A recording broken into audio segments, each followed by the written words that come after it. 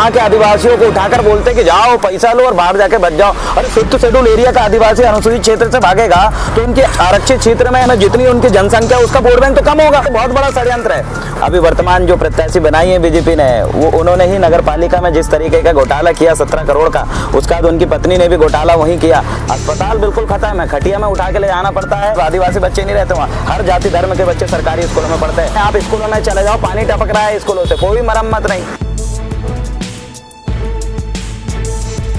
छिंदवाड़ा यानी अमरवाड़ा पे सबका ध्यान केंद्रित है क्योंकि उपचुनाव होने जा रहे हैं। भारतीय जनता पार्टी ने अपने प्रत्याशी की घोषणा कर दी है, कांग्रेस वेटिंग लिस्ट दिए हुए है। गोंडवाना गणतंत्र पार्टी ने अपने प्रत्याशी की घोषणा की। हमारे साथ है देवरावण भलावी, वे उपचुनाव लड़ेंगे अमरवाड़ा का। भलावी जी, आप उपचुनाव लड़ने जा रहे हैं, आपकी प्राथमिकताएं क्या होगी? देखिए, गोंडवाना गणतंत्र पार्टी के पहले से मेन मुद्दे हैं और मेरे भी वही मुद्दे रहेंगे। लोकल के मुद्दे, हमारा तो कोई मुख्यमंत्री मध्य प्रदेश सरकार में है नहीं, तो हम लोकल के मुद्दों को लेकर लड़ेंगे। जैसे कि लोकल के मुद्दे ही रहे हैं कि अभी वर्तमान जो प्रत्याशी बनाई है बीजेपी ने, वो उन्होंने ही नगर पालिका में जिस तरीके का घोटाला किया 17 करोड़ का, उसके बाद उनकी पत्नी ने भी घोटाला वहीं किया, तो और वहाँ पर विकास के नाम पे विनाश हुआ है। तो मैं तो पहला मुद्दा वहीं से शुरुआत करूंगा जहाँ ये प्रत्याशी ने घोटाले करे हैं।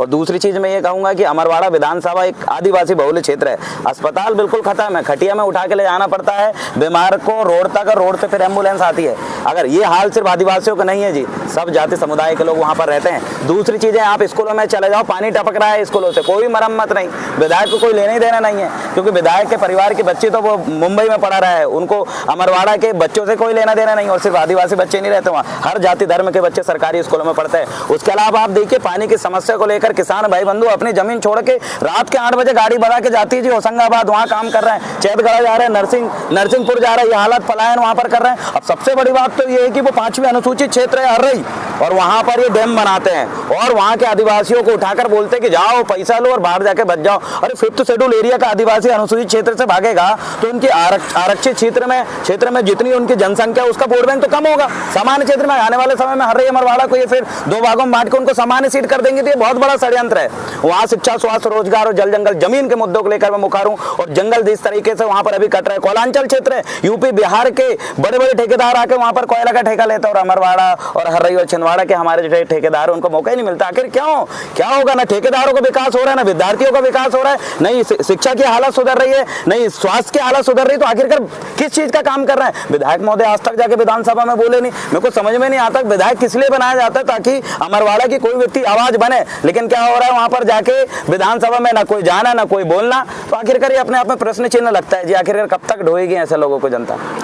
कांग्रेस ने आपको अप्रोच किया था ऐसा बताया जा रहा है, और चर्चा भी ये चल रही है कि आप कांग्रेस ज्वाइन कर सकते थे।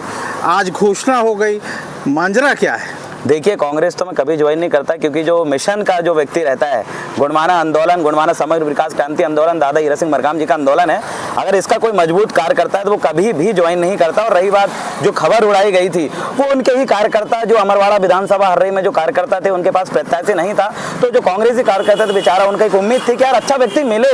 जब कांग्रेस को धोखा देके एक व्यक्ति बीजेपी में जाता है और वो फिर जाके वोट मांगेगा, तो बोले हमारे पास ऐसे व्यक्ति दीजिए कांग्रेस से। वहां की जनता की अपील थी जो कि कमलेश साहब को डिफेंड कर सके, उसके सामने जाकर उसको मुकाबला कर सके, लेकिन कोई प्रत्याशी नहीं था। तो वहां की जनता ने बोली कि क्यों ना देवरावण भलावी जो गोंडवाना गणतंत्र पार्टी का उम्मीदवार है, इसको समर्थन दे दे। कांग्रेस बोले इससे जो है कमलेश साहब इसका जवाब नहीं देगा, और देवरावण भलावी हर वक्त मुखर रहता है, लड़ता है, थाने कोर्ट कचेरी, चाहे कोयलांचल क्षेत्र हो, चाहे रोड बनाने के लिए, अस्पताल के लिए, कहीं भी धरना देकर बैठा रहता है। तो जनता का सीधा एक जुड़ाव है, चाहे बीजेपी की जनता हो, कांग्रेस की जनता हो। उन्होंने जब आवाज उठाई तो इनके नेताओं तक पहुंचा, नेताओं तक पहुंचे, नेताओं बोली नहीं नहीं नहीं, ऐसा कैसे कर देंगे हम। अब जनता बोल रही है कि तुम उतारो, नेता बोल रहे हैं नहीं। और कई के नेताओं के फोन आए तो उन्होंने मेरे को बोले कि भैया तुम इधर आ जाओ, और जब उनसे मीडिया ने पूछे बोले हमने बोले ही नहीं है। तो इस तरीके के झूठ बोलने का काम जो भाजपा में कर रहे थे कुछ लोग, कांग्रेस में भी वही काम कर रहे हैं। इस चीज का हमें दुख है।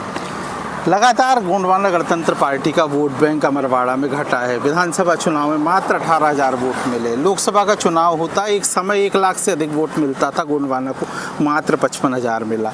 आप अमरवाड़ा जीतने की बात कर रहे हैं, ये सपना तो नहीं? देखिए, सबसे पहली चीज तो मैं विधानसभा चुनाव लड़ा 2023 में, उसमें मोनिका भट्टी सबसे बड़ी दावेदार थी और वो बिल्कुल जीतने ही वाली थी, क्योंकि भट्टी जी की जो भावात्मक वोट है उनकी मृत्यु होने के पश्चात मोनिका को मिलती है और वो विधायक बनती। लेकिन हुआ क्या, बीजेपी ने फिर षड्यंत्र खेला, मोनिका को उठा के बीजेपी का प्रत्याशी बना दिया। तो मात्र 10 दिन थे जी, 10 दिन में मेरे को एन के एन प्रकरण उठा के वहां पर प्रत्याशी बनाया और मैंने प्रचार किया। 6-7 दिन के प्रचार में मैंने 18,000 वोट लिया। जनता मेरे को जानती भी नहीं थी, मैंने प्रचार झंडे भी नहीं थे, सिर्फ पैम्फलेट के दम पे मैंने चुनाव लड़ा, 18,000 लिया। उसके बाद मैंने लड़ा लोकसभा चुनाव में फिर जनता को पता चला कि देवराम भलावी नाम का कोई प्रत्याशी भी खड़ा हुआ है, तो 18,000 से एकदम से मैं 23,000 में पहुंचा। और मेरा जो यहाँ पर मुकाबला था वो वहाँ कमलेश साह से, मोनिका भट्टी से नहीं था, नकुल नाथ जी से मुकाबला था, बंटी साहू से मुकाबला था, बीजेपी कांग्रेस के दिग्गज नेताओं से। उनका मुकाबला करते हुए इस छिंदवाड़ा लोकसभा में मैंने 55,988 वोट लेकर मेरा जो अभिमत है बहुत बड़ा था। और अब मेरा मुकाबला तो ऐसे व्यक्ति से है जिनके ऊपर घोटाले का आरोप है, दल बदलने का उनके ऊपर ठप्पा लग चुका है, और जो ना लड़ते हैं ना बोलते हैं, ऐसे लोगों से। तो स्वाभाविक सी बात है, इस बार कांग्रेस की जनता ने ही मुझे अप्रोच किया है और गुणमाना के लोग तो मेरे साथ हमेशा से खड़े हैं। ये थे देवरावण भलावी। गोंडवाना गणतंत्र पार्टी ने अमरवाड़ा विधानसभा क्षेत्र से इन्हें प्रत्याशी बनाया है। इनका कहना बड़ा साफ है, आदिवासी समाज का व्यक्ति पलायन कर रहा है, पानी की समस्या, शिक्षा और स्वास्थ्य भी मुद्दे हैं। तमाम पहलुओं में चर्चा और चिंतन और सामाजिक तमाम सभी लोगों को राय लेकर और राष्ट्रीय अध्यक्ष मध्य प्रदेश के प्रभारी आदरणीय तुलेश्वर मरकाम जी, श्याम मरकाम जी, तमाम चर्चा के उपरांत आज प्रदेश अध्यक्ष होने के नाते हमारे पूरे पदाधिकारी जो प्रदेश के शुभचिंतक भी हैं, सलाहकार भी हैं, ये तमाम से चर्चा करने उपरांत आज हम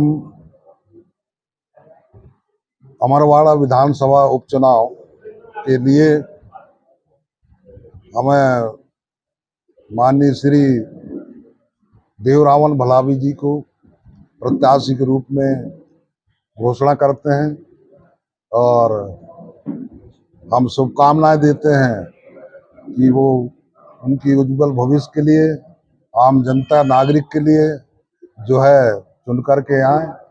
वैसे लोकप्रिय क्षेत्र में भ्रमण करने के अनुसार भलावी जी को सब चाह रहे हैं और हम चाहते हैं, क्योंकि पढ़ा लिखे नौजवान लड़का है, आने वाले समय में इन्हीं के लिए हमने जो काम किया है, तो हम चाहते हैं कि बढ़िया जीत करके आए। उपचुनाव जो होगा आदिवासियों की समस्याओं को प्रमुखता से उभारते हुए उपचुनाव में वे अपनी बात रखेंगे, यानी आदिवासी वर्ग की समस्याओं को आम जनता तक चर्चा और बातचीत के माध्यम से अपने मुद्दे बनाएंगे।